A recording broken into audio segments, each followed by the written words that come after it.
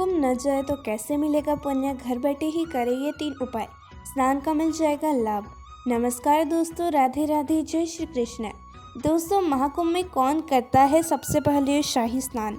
जाने इससे जुड़े नियम, विधि और लाभ। साथ ही जानिएगा कुंभ पर्व 2025 शाही स्नान तिथियां और अगर महाकुंभ न जाए तो कैसे मिलेगा पुण्य। घर बैठे ही करें ये 3 उपाय। दोस्तों, सनातन धर्म में किसी खास स्थिति पर पवित्र नदियों में स्नान करना जीवन के लिए बेहद शुभ माना जाता है। लेकिन महाकुंभ के शाही स्नान की तिथियों पर स्नान करने से जातक को सभी तरह के पापों से छुटकारा मिलता है और मोक्ष की प्राप्ति होती है। इस बार उत्तर प्रदेश के प्रयागराज में महाकुंभ का आयोजन हो रहा है। इस मेले की शुरुआत के लिए साधु संत बेसब्री से इंतजार कर रहे हैं। ऐसी मान्यता है कि महाकुंभ में शुभ चीज़ों को घर लाने से घर और परिवार में सदैव सुख शांति बनी रहती है और सभी तरह की समस्या से छुटकारा मिलता है। अगर आप महाकुंभ जाने का प्लान बना रहे हैं तो इस आर्टिकल में बताई गई चीज़ों को घर ज़रूर लेकर आए, जिससे आपका जीवन ज़रूर सफल हो जाएगा और सफलता के मार्ग खुल जाएंगे। हर साल में लगने वाले इस महाकुंभ को बहुत खास माना जाता है, क्योंकि इस महाकुंभ में शाही स्नान करने का अवसर प्राप्त होता है। महाकुंभ में शाही स्नान करना बहुत लाभकारी और महत्वपूर्ण माना जाता है। मान्यता है कि बिना शाही स्नान के महाकुंभ का पूर्ण फल प्राप्त नहीं होता है। इसे कड़ी में ज्योतिषाचार्य राधाकांत वस्त ने हमें बताया है कि महाकुंभ में शाही स्नान के क्या लाभ और नियम हैं। हर 12 साल में जब भी महाकुंभ लगता है तब शाही स्नान का सबसे पहला मौका नागा साधुओं को मिलता है। शास्त्रों में भी यह बताया गया है कि महाकुंभ में शाही स्नान का सर्वप्रथम अधिकारी एकमात्र नागा साधुओं का है। महाकुंभ में नागा साधुओं के बाद दूसरे नंबर पर संत समाज स्नान करता है। संत समाज के स्नान के बाद ही गृहस्थ लोगों को स्नान के लिए संगम नदी में उतरना चाहिए। भूल से भी नागा साधु या संतों से पहले स्नान न करें। महाकुंभ के शाही स्नान को राजयोग स्नान भी कहा जाता है। ऐसे में शाही स्नान के समय भूल से भी साबुन या शैम्पू जैसी चीज़ लेकर नदी में प्रवेश न करें। किसी भी प्रकार की अशुद्ध वस्तु को स्नान के समय नदी में न डालें। महाकुंभ में शाही स्नान को राजयोग स्नान भी कहा जाता है। ऐसे में शाही स्नान के समय भूल से भी साबुन या शैम्पू जैसी चीज़ें लेकर नदी में प्रवेश न करें। किसी भी प्रकार की अशुद्ध वस्तु को स्नान के समय नदी में न डालें। महाकुंभ में शाही स्नान करने से व्यक्ति में दैवीय तत्व जागृत होते हैं और उसे अध्यात्म की ओर बढ़ा ले जाते हैं। महाकुंभ में शाही स्नान करने से भयंकर से भयंकर रोग भी दूर होता है। व्यक्ति को मृत्यु के बाद मोक्ष मिलता है। कुंभ हिंदुओं और दुनिया का सबसे बड़ा धार्मिक आयोजन माना जाता है। कुंभ अपनी सांस्कृतिक और परंपराओं को सहेजने और धर्म को समाज से जोड़े रखने का महापर्व है। कुंभ के वाहक साधु संतों के प्रति समाज की आस्था और प्रचारित करने का पर्व है। यही साधु संत है जिन्होंने न केवल धर्म संस्कृति को तमाम विपरीत परिस्थितियों के बावजूद और मजबूत किया, बल्कि समय समय पर देश की रक्षा के लिए हथियार भी उठाए। प्रयागराज में महाकुंभ की रौनक शुरू हो गई है और संगम समेत सभी घाट सजने लगे हैं। 13 जनवरी से संगम नगरी देवलोक जैसी नजर आने लगेगी। इस दौरान साधुओं की भव्य पेशवाई देखने योग्य है। बता दें कि कुंभ में अखाड़ों की पेशवाई सबसे खास होती है। यह योजना उनकी आस्था और शक्ति का प्रतीक है। पेशवाई यानी राजसी शान शौकत के साथ साधु संतों के कुंभ में प्रवेश करना होता है। साधु संत शाही रूप में राजा महाराजाओं की तरह हाथी, घोड़े और रथों से निकाली जाती है और श्रद्धालु उनका मार्ग में स्वागत व सम्मान करते हैं। ये संत अपने अपने अखाड़ों के ध्वजा लेकर अपनी सेना और परंपराओं के साथ नगर में निकलते हैं। साधु संतों की शाही पेशवाइयों को देखने के लिए दुनिया भर से श्रद्धालु कुंभ नगरी में पहुंचते हैं। महाकुंभ मेला 2025 कब से कब तक चलेगा? तो चलिए जानते हैं। महाकुंभ की शुरुआत पौष पूर्णिमा स्नान के साथ हुई, जो कि 13 जनवरी 2025 को हुई थी। वही महाशिवरात्रि के दिन 26 फरवरी 2025 को अंतिम स्नान के साथ कुंभ पर्व का समापन होगा। इस तरह से महाकुंभ 45 दिन तक चलता है, जिसकी भव्यता देखने ही बनती है। घर में इन उपायों से महाकुंभ का मिलेगा लाभ। ज़रूर करें ये उपाय। पवित्र नदियों में करें स्नान। ज्योतिषाचार्य के मुताबिक यदि आप महाकुंभ का हिस्सा नहीं बन पा रहे हैं तो पवित्र नदियों में स्नान करना चाहिए। यदि यह भी संभव न हो तो घर के पास के स्वच्छ सरोवर या तालाब आदि में भी महाकुंभ स्नान वाले दिन स्नान कर सकते हैं, जिससे वही फल आपको मिल जाएगा। नहाने के पानी में गंगा जल मिलाएं। यदि आप किसी वजह से कुंभ में नहीं जा पा रहे हैं तो नहाते वक्त पानी में गंगा जल मिलाएं। अगर घर में गंगा जल न हो तो स्नान के पानी में यमुना या फिर गोदावरी नदी का पानी भी मिला सकते हैं, जो कि शुभ माना जाता है। इस मंत्र का जाप करें। महाकुंभ न जाने पर भी घर में स्नान करते समय इस मंत्र का जरूर जाप करें।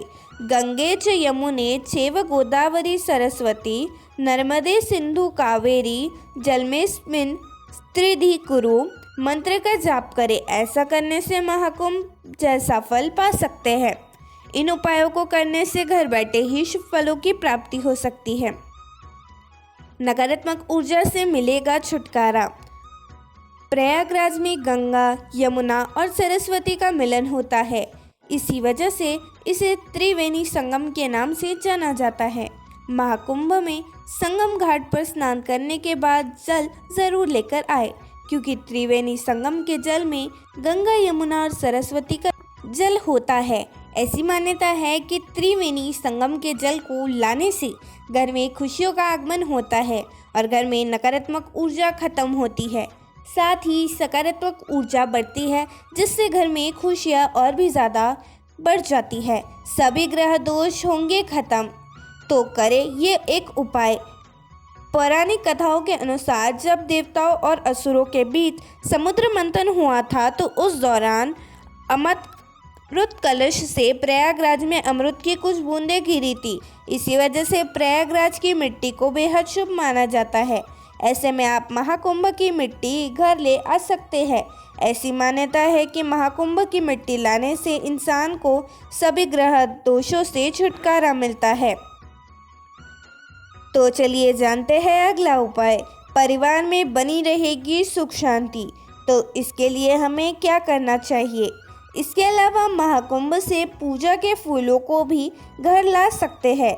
ऐसा माना जाता है कि महाकुंभ की पूजा के फूलों को घर लाने से परिवार में सुख शांति हमेशा बनी रहेगी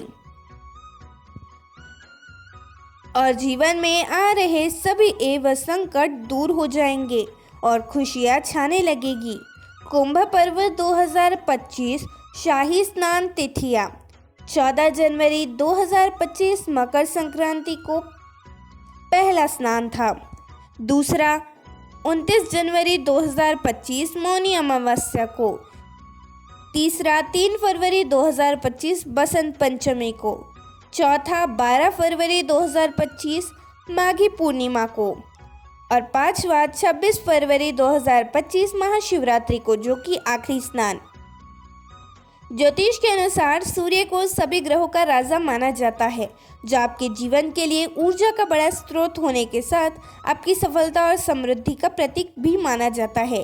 यदि आप महाकुंभ की शाही स्नान के बाद सूर्य को अर्घ्य देते हैं और सूर्य के मंत्रों का जाप करते हैं तो इससे आपके जीवन में सूर्य की ऊर्जा का संचार होगा और समृद्धि बनी रहेगी। शाही स्नान के बाद सूर्य देव को अर्घ्य देना करियर, वृद्धि, धन और अधिकार प्राप्ति में सहायक होता है। शाही स्नान के बाद आप उगते सूर्य की ओर मुख करके अर्घ्य दें। इसके लिए आप तांबे के पात्र में लाल फूल और लाल कुमकुम मिलाकर जल चढ़ाएं। अर्घ्य देते समय ओम ह्रीं सूर्याय नमः मंत्र का जाप करें और घर की समृद्धि, स्पष्टता और सफलता की प्रार्थना जरूर करें। जिससे आपका घर खुशियों से भर जाएगा। महाकुंभ में दान का विशेष महत्व है।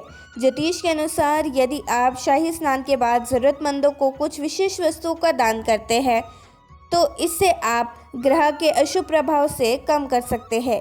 इस उपाय से आपके जीवन में सकारात्मक ऊर्जा बनी रहती है और जीवन की कई समस्याओं को कम करने में मदद मिलती है। यही नहीं है, अगर आपकी कुंडली में अलग अलग ग्रहों की स्थिति कमज़ोर है या फिर कुछ ग्रह की दशा खराब दिखा रही है, उन्हें भी कुछ उपायों से मजबूत बना सकते हैं। बृहस्पति ग्रह को मजबूत करने के लिए आप पीले वस्त्रों, हल्दी और केले का दान करें। यदि आपकी कुंडली में शनि की स्थिति कमज़ोर है तो आप काली चीज़ों का दान कर सकते हैं, जैसे काली दाल, सरसों का तेल या लोहे के बर्तनों का दान करें। इसके साथ ही आप यदि ज़रूरतमंदों को अनाज का दान करते हैं तो आपके जीवन में खुशहाली बनी रहेगी। भगवान विष्णु को संपूर्ण सृष्टि का पालन करता माना जाता है। उनकी पूजा और तुलसी के पौधे की पूजा करने से घर में शांति, समृद्धि और स्थिरता बनी रहती है। महाकुंभ के शाही स्नान के तुरंत बाद आप भगवान विष्णु की पूजा करें और तुलसी के पौधे को जल अर्पित करें। तुलसी के पौधे को जल चढ़ाते समय ओम नमो नारायणाय मंत्र का 108 बार जाप करें। यदि आप शाही स्नान के तुरंत बाद भगवान विष्णु का पूजन करें और विष्णु जी के सामने गाय के घी का दीपक जलाएं, हम इस उपाय से पूरे साल आपके घर में खुशहाली बनी रहेगी। इसके साथ ही आप विष्णु सहस्त्रनाम का पाठ करें। इस पाठ को करने से आपके जीवन में आर्थिक समस्याओं के साथ ग्रह दोष समाप्त होते हैं। गायों को रोटी खिलाएं और ब्राह्मणों को भोजन कराएं। महाकुंभ के शाही स्नान के बाद अगर आप गाय को रोटी खिलाएंगे और घर वापस आने के बाद ब्राह्मणों को भोजन कराते हैं तो आपके जीवन में सदैव खुशहाली बनी रहेगी और आपके घर में सकारात्मकता का माहौल बना रहेगा। ज्योतिष के अनुसार गायों को चारा खिलाना और ब्राह्मणों को भोजन कराना बहुत पुण्यकारी माना जाता है। इससे बृहस्पति और शुक्र ग्रह मजबूत होते हैं। महाकुंभ के शाही स्नान के बाद ब्राह्मणों या पंडितों को सात्विक भोजन कराएं और उनका आशीर्वाद लें। इससे आपके जीवन में सदैव खुशहाली बनी रहेगी। धन्यवाद।